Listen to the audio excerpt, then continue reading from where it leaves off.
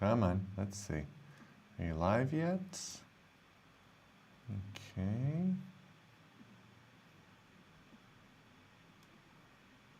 All right, seems we're live there. Let's open up Instagram. Where's my phone? I need my phone. Shit. Can't see the comments without my phone. Easy, doggy. Shut up. Where'd I put my phone?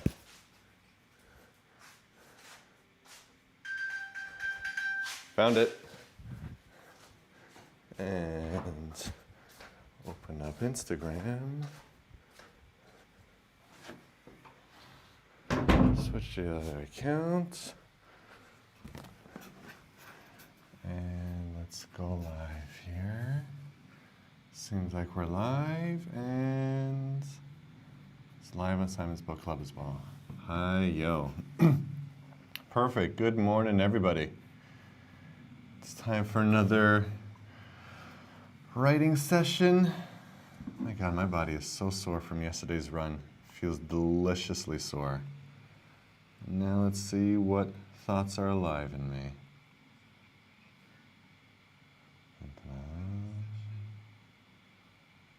Hello to Kartik Sarin. Pleasure to see you here. Thank you for joining. All right. Got a little bit of a nicer smell in here now. Let's see what words are coming to me today.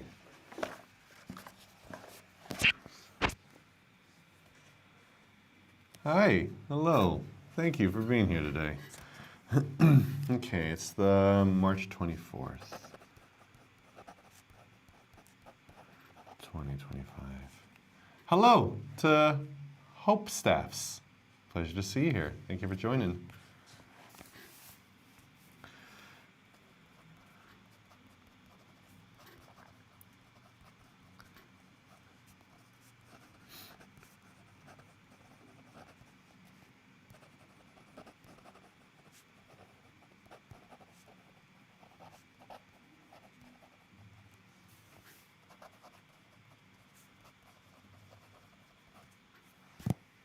Good morning to you as well. What time is it in your part of the world?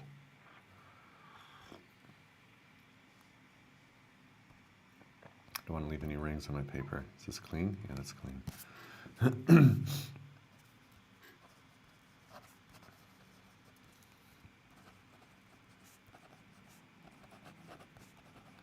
Music is a wee bit loud, is it? Is there music? What music is there? Thanks for the tip. Let me see. Maybe my microphone's a little bit loud? Let me see. Audio input. Okay, I'll drop that mic a little bit. And speaking of which, I actually don't have my music playing. I usually want to have some music playing as I'm writing. So we're going to play some 1-2 on my speaker. Is it alive or did it die? Nope, didn't charge my speaker overnight, so today's going to be a musicless live stream. Boo earns to that. I don't like the speaker. All right, just be the sound of the pen scratching today. It's 2 p.m. in India. Ah, well, very cool. I don't usually ever have anybody from India watching, so I appreciate it. Welcome. This is pretty new for me. Hello. Yeah, it might be another app, HopeSapp. Maybe that's something else that you're hearing, because it's literally a soundproof room right here. You might be hearing, can't hear you over the music. Yeah, there's no music. Literally not playing any music, HopeStaffs. You might just be hearing the loud fan of my old-ass computer struggling, but it's definitely no music. But I could sing if you'd like.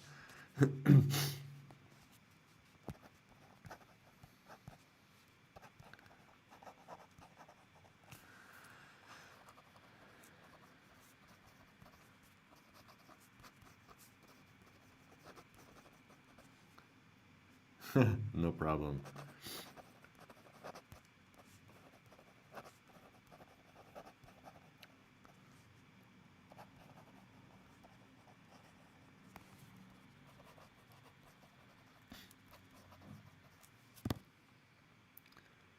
It was me. It was my Audible. Huh? What were we listening to on Audible? Oh, wait. Where's my screen? I can't see who's joining. Who's joining here? Here we go.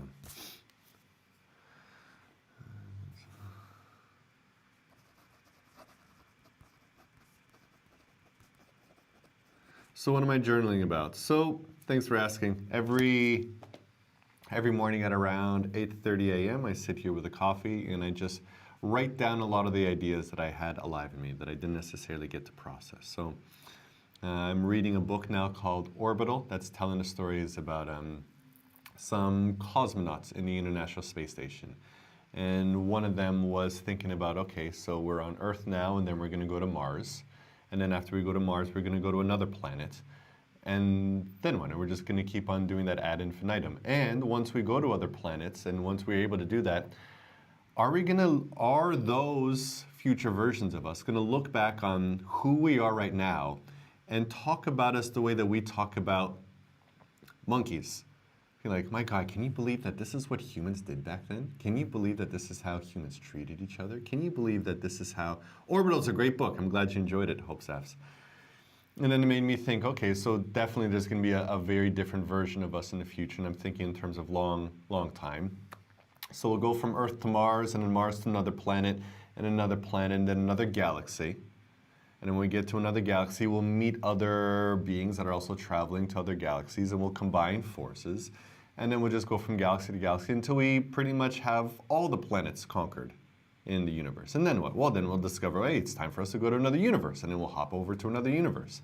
And we'll just conquer universe after universe after universe until, I didn't write all this down yet, by the way. This is what I'm going to be writing about. Until we're like, oh, shit, we have all the universes conquered. Then what? Oh, well, there's some other fabric behind the universe.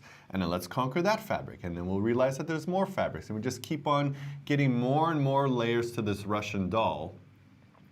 And what will we remember at that point how far back we've gone?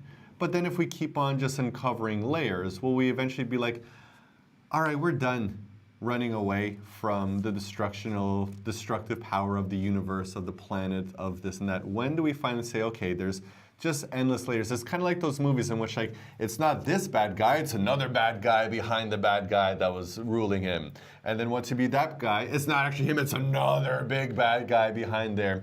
And this just keeps on going on and on forever. At what point does what we call this human condition of expansion and development and avoiding the death of the universe, at what point do we say, yeah, that's enough?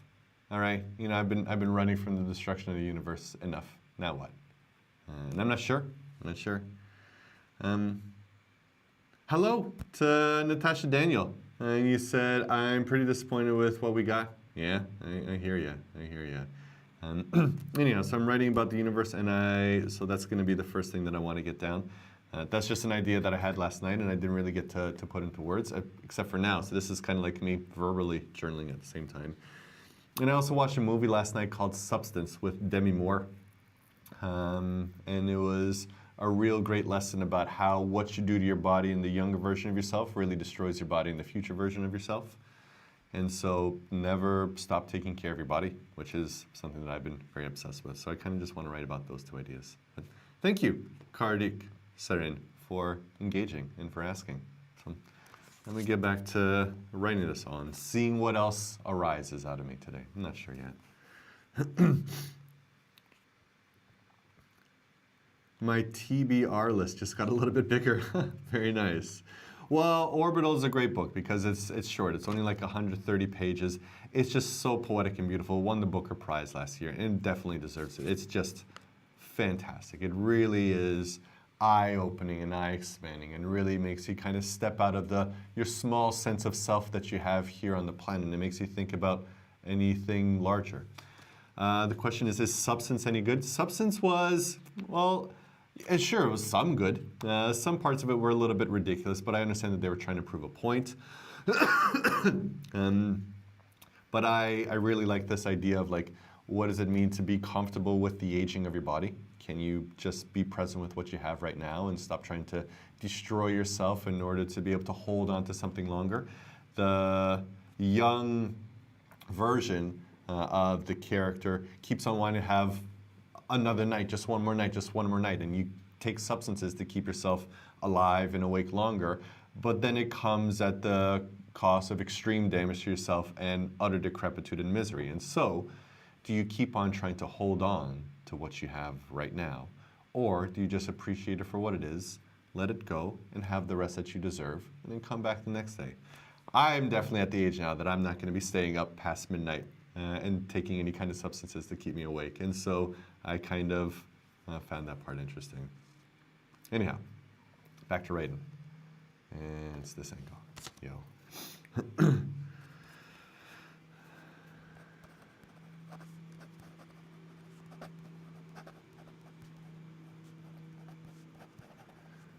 I can't type today. It's like addicts, in a sense. Yeah, sure. Addiction is definitely some way of avoiding the presence. Addiction is a whole other subject. I was reading Infinite Jest, which is my favorite book that I've read probably in the past 5 years. I like it even more than Orbital. It's absolutely unbelievable. And it really focuses on what is addiction and what does addiction mean and why do we get addicted? Not just addicted to drugs, but addicted to anything. I'm addicted to this writing.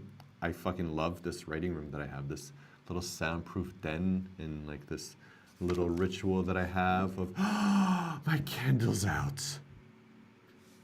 Fuck. Well, I like this ritual a whole lot less right now. Anyhow, let me get back to my addiction and not talking about my addiction.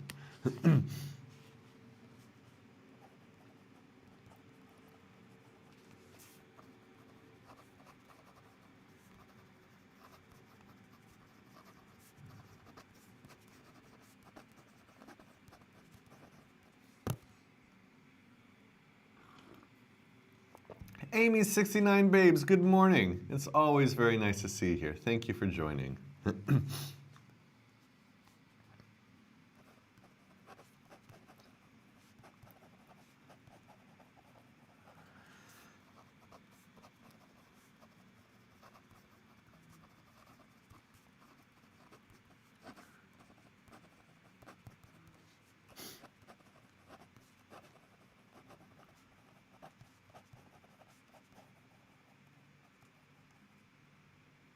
I have a Shakespeare audition. Oh, cool. I love Shakespeare. I was just talking about how I did a Shakespeare class back in the day. And I love Hamlet. And I have a theory that Claudius is Hamlet's father. Anyhow, but it's not my theory. I stole that from somebody else. But I love explaining it to people. What are you auditioning for in Shakespeare? And good morning to you, Amy69 as well.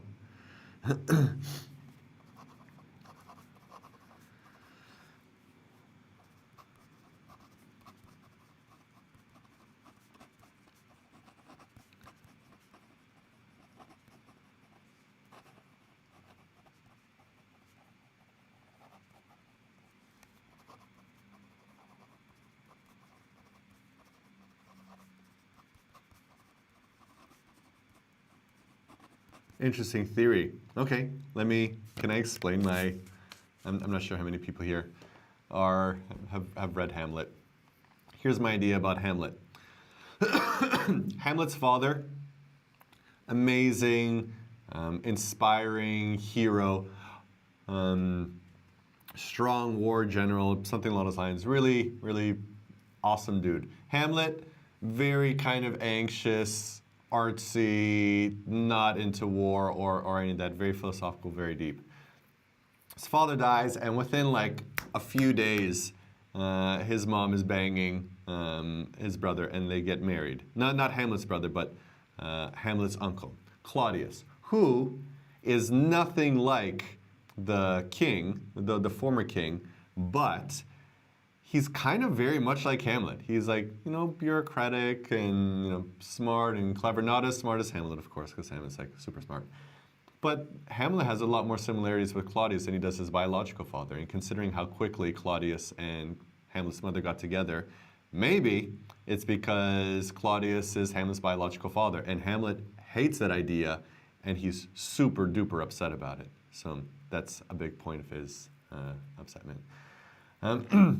Natasha Daniel says, Simon, off topic, but I was wondering, was it hard to stop communicating with your ex, if you ever did? Was it hard to stop communicating with my ex? And that's a tough question. I don't know. We don't actually talk. I haven't spoken with her at all since moving to Portugal. So is it difficult to stop talking? No, we had a lot more difficulty talking with each other than we did in not talking. And I think that when we got to that point of splitting up, then we just had a very, very kind of different language. And I was really starting to develop my language of like compassionate inquiry and nonviolent communication and these kinds of things. And that's not a language that everybody speaks. And I was hoping to have her and the other people in my life speak that kind of language. And she didn't. It was frustrating when I was trying to keep her or try to like ask her to speak in that way. And it didn't work out well at all. And so we kind of just don't talk anymore. And is that hard? It's sad, in some ways. Like it's always sad in which like you were connected with somebody before and now you're not. Like, my ex is, she's known me more than anybody else has in my life for the longest part of my life. But all things pass and you can't hold on to them all. All friendships end, all relationships end. And this is where the inner Hamlet in me is kind of coming in and having a little bit of spiritual bypass instead of genuine vulnerability here.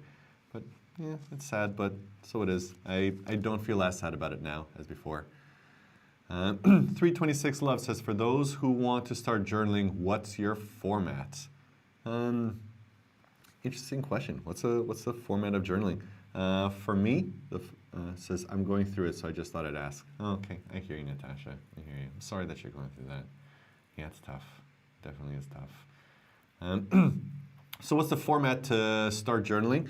It's, I think the format is more just the routine, is what I'd say, right? What kind of format? It's not necessarily what you write in your book, but what your environment is when you're writing in your book, right? Do you have a special coffee shop, a special ritual that you have? Like I have my coffee, I have my smelly stuff until my candle died. I have my soundproof room, I set up this live stream and do the same time. So I have a routine that that puts me in the right place to be able to dig into these ideas a lot. But the format is always, if I ever get stuck, just check back in with the body. Never forget that you're a body. You're not just a series of ideas and stories, but just like, hey, what is living? What do I feel? What's this? What does my shoulder feel like? Right now I'm feeling really nice because I had a really long run yesterday and always feels great after a long run. So my body feels really nice and smooth today. So I'm gonna check that out. Hope Sav says, I do a bit of gratitude journaling for mental health. Yeah, gratitude is always a great way to go. A lot of the things that we have now are things that we really wanted to have a few years ago, I'm assuming.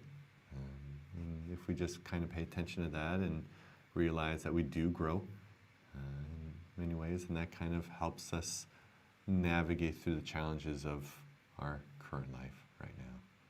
A lot of questions today. I appreciate all the engagement. Thanks, everyone. Okay, let's...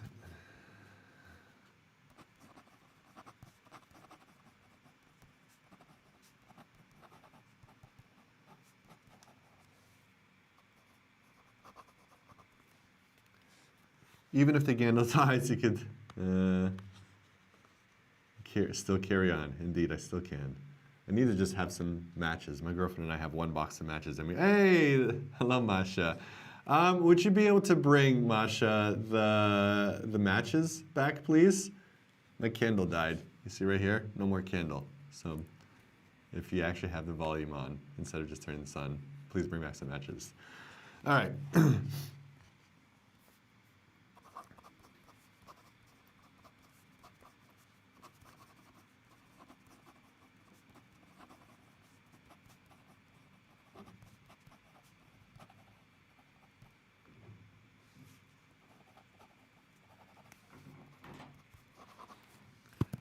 Thank you, honey. Yes, lovely. Okay. Ooh, we got an extra candle. Bonus.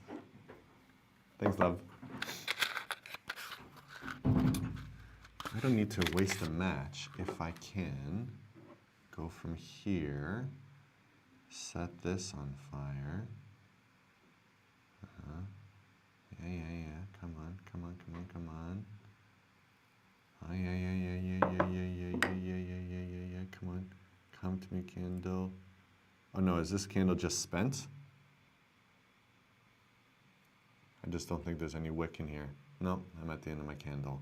Womp womp. Well then, I'm just gonna have this one candle instead.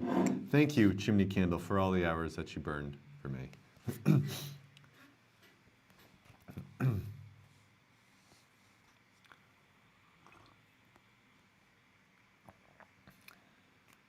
Keep this lit if I can.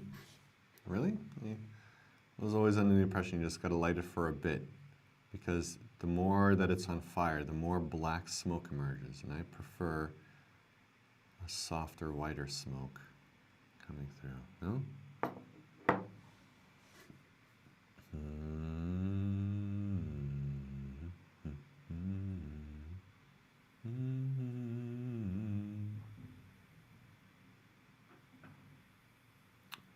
Okay, that's enough.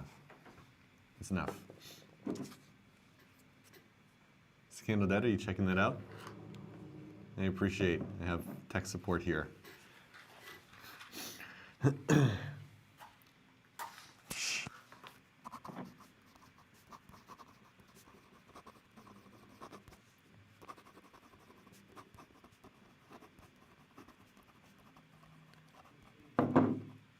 Ah, thank you.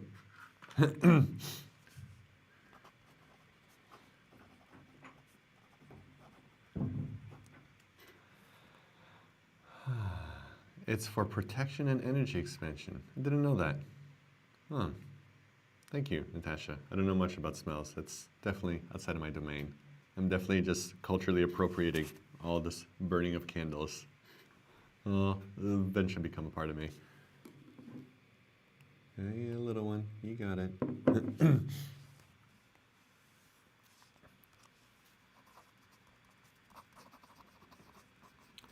Wandering Nate, hello, nice to see you here. It's been a while. 326 Love says, for 10 years ago, did I ever think that K-pop would be as influential as it is today? No, I definitely doubted how big K-pop would be. I didn't think that it'd be as mainstream as it is now. I always thought that it would be just like niche, but the fact that it's like so well known and on brands everywhere, and these artists are like widely recognized, and yeah, it's very surprising to me. I came right at the growth of the wave, and where is it now? Do people still do K-pop reviews nowadays? Or did that thing kind of just like die out? Do people talk about music videos and whatnot? Is that still a genre of film? I don't know. Very curious. I haven't paid attention to K-pop at all. Maybe the industry has changed, but I found a lot of dark shit about the K-pop industry, and so I just didn't want to participate in that at all anymore. Hello to Dr. Kill 999. It's huge with Squid Games. Ah, yeah, Squid Games became... I definitely know that Korean cinema and Korean TV is picking up. Like, Squid Games was the most watched. I didn't watch it because I'm not a fan of violence, even though that substance was so violent. Oh, wow, top is in it. Neat. All right, here we go.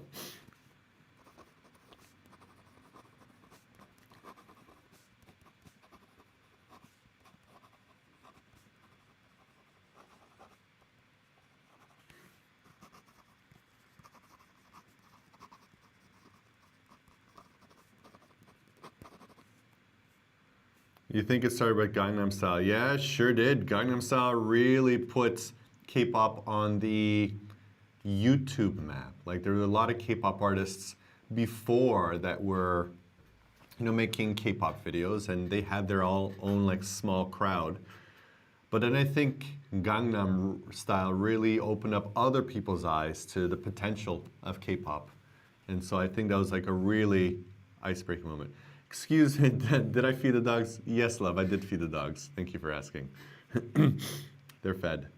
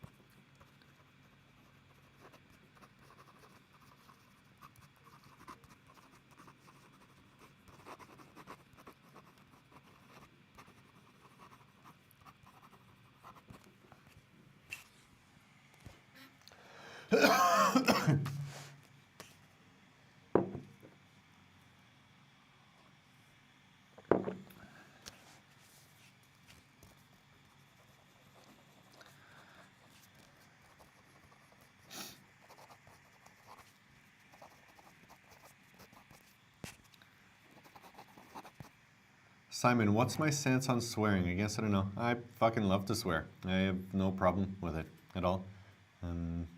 It adds impact. I mean, if there are other ways that you could express yourself, like a swear word isn't always the best word to choose. There's other things that you could say that are useful, but I swear in my videos, and I don't necessarily swear in my writing, though. But I often just like swear for impact and emphasis, and I'm totally cool with it.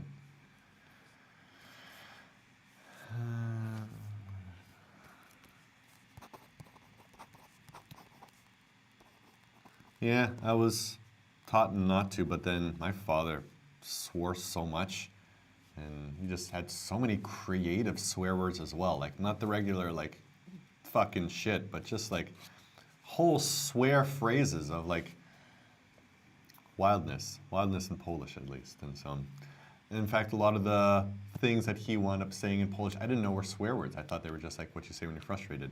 And then when I said them in Poland, whoa, there was definitely some upset people.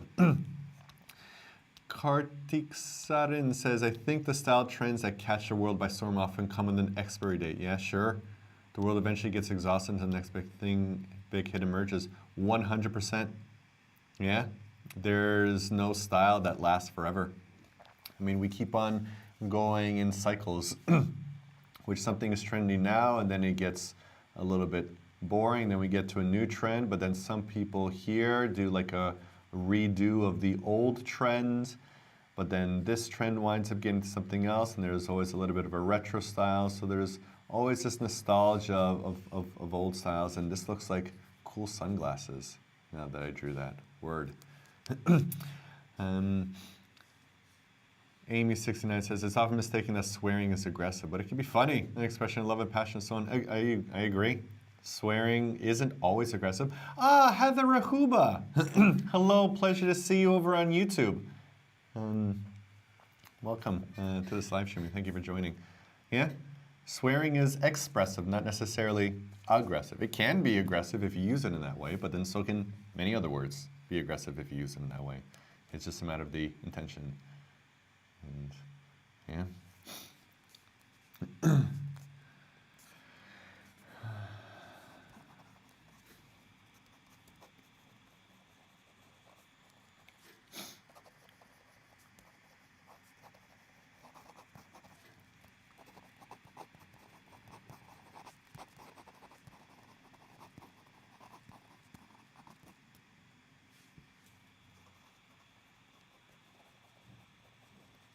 Question is, how do some things remain classic? Things like fountain pens, little black dresses, and bespoke suits, smooth jazz, etc.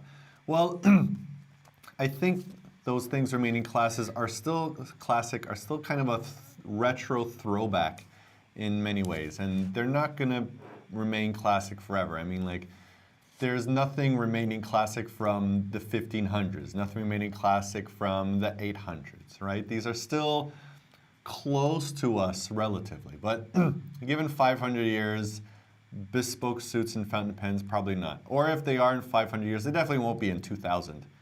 Right? Everything's going to change. So things might remain a little bit classic now, but just like all trends, they will change.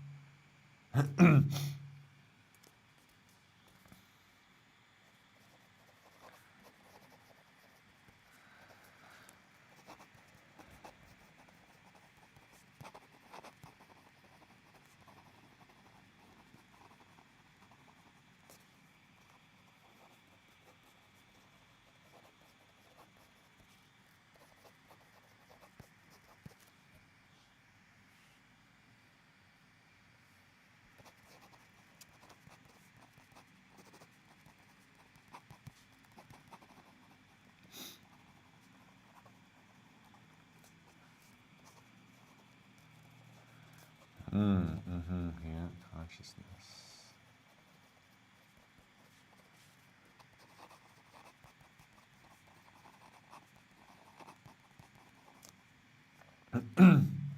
My poor finger looks so bad. It's actually, yeah, it looks pretty fucking horrible, doesn't it? It's a really bad job right there. But the swelling is down and the feeling is almost all there. I'm at like 90% of my feeling back. So, yeah, but I kind of like it. Like there's a purple at the bottom and then like a dark purple in the back, and to me it kind of looks like dark mountains behind a poison river at night. And so it's a little bit artistic, to me at least. I don't think other people think the same way, but that's it. Heather Rahuba says, I just bought the book to my left. This one right here, the Rick Rubin one. My left or your left?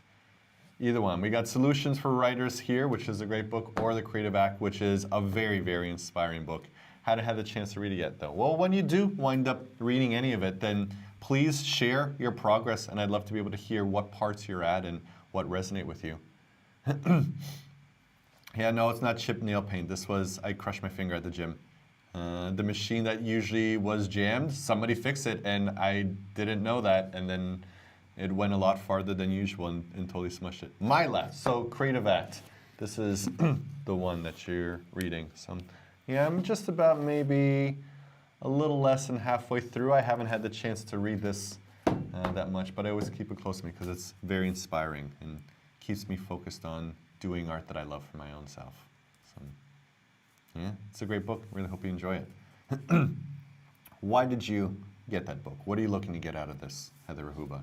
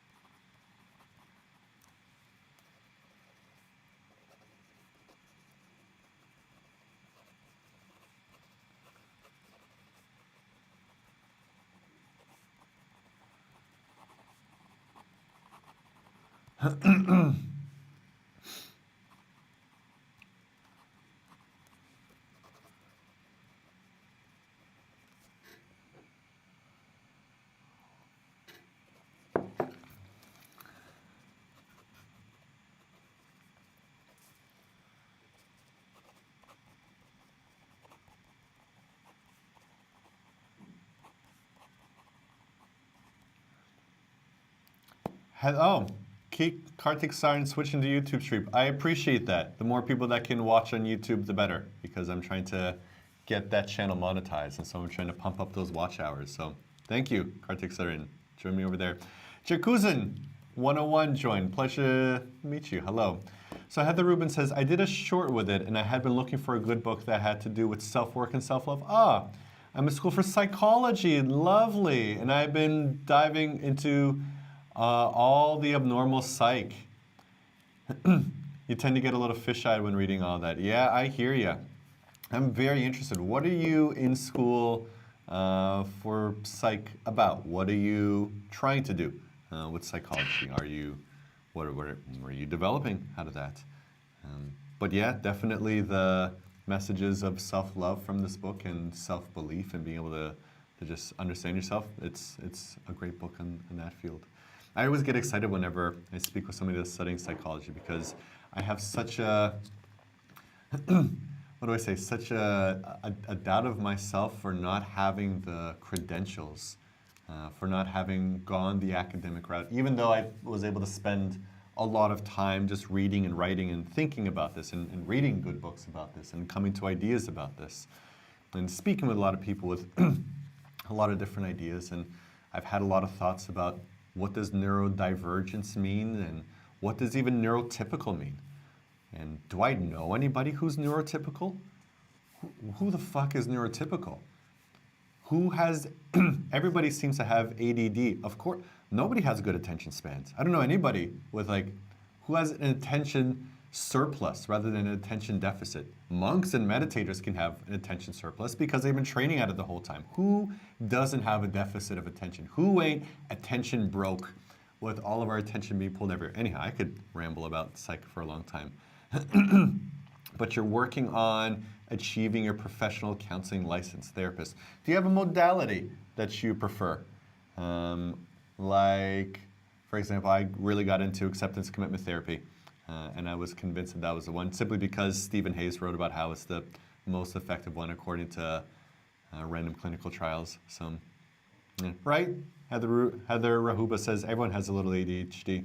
Of course, everyone does. And so, is it a disorder if everybody has it? If everything is disordered, then there's an order in that, no? Natasha Daniel says, I have a degree in psychology. Oh, I always kick myself for not doing anything with it. Well, what did you study in psychology? And what would you like to be able to do with that?